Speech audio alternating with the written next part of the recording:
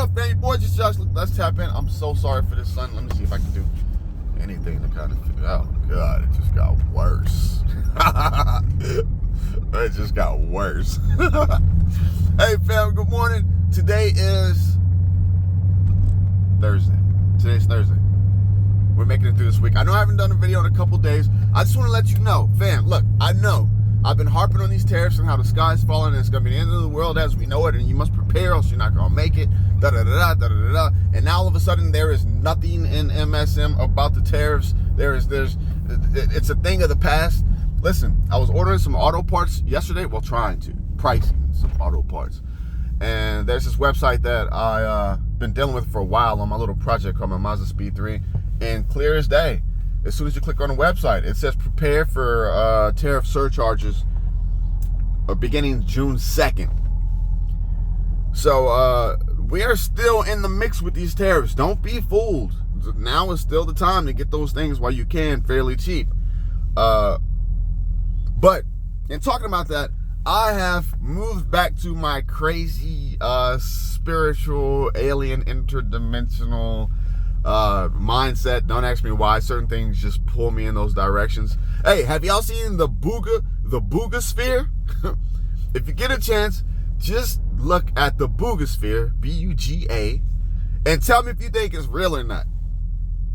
And the crazy thing about the Booga sphere is that Bob Lazar in old interviews talked about us having this sphere, this reactor, this sphere that they couldn't cut into.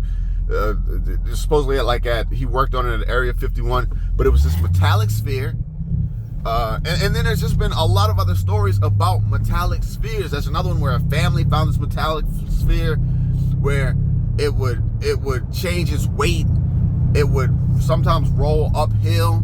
It could levitate. It did all these strange things. So there's this one that they found in Booga, Colombia.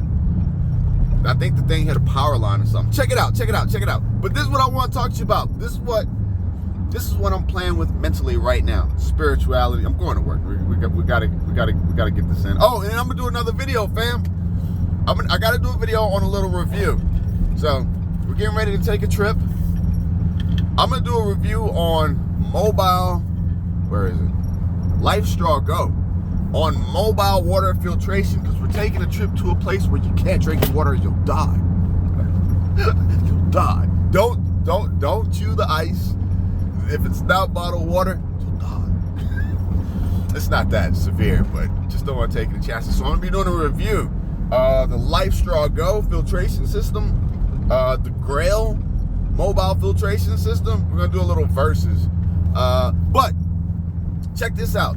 Source, fam, this is too cool. I don't know if it's real or not, but it's just too cool. It's called the SIC. SIC. It's the Spiritual Identification Code. When I heard this story, I tried to do as much research as I can, and I actually found videos, but no solid evidence of this. So apparently Russia has created a system to track your spirit. It's like through frequencies and electromagnetism. Every person has a different frequency, and so they're naming it the SIC, the Spiritual Identification Code. Fam, check this out, y'all. And I don't know if this is real or not, but it's just so much fun. So they did a test because they wanted to see what happens when you die. Where does the soul go? Where does the spirit go? Right? And so the story goes like this, and I'm saying story because none of it's verified, but it's just cool to think about. So they had a person who was close to near death, and they used their technology and found his SIC, Spiritual Identification Code. And they said when he died,